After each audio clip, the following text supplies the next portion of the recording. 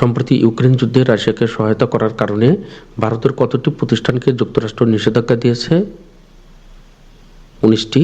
সম্প্রতি ইউক্রেন যুদ্ধে রাশিয়াকে সহায়তা করায় ভারতের 19টি প্রতিষ্ঠানকে নিষেধাজ্ঞা দিয়েছে মার্কিন যুক্তরাষ্ট্র।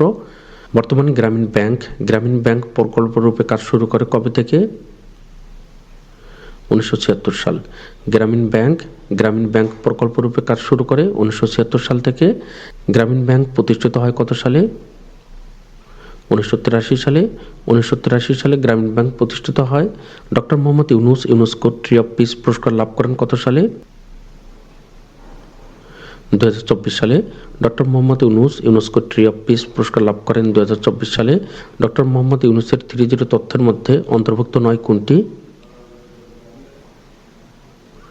লিঙ্গ সমতা।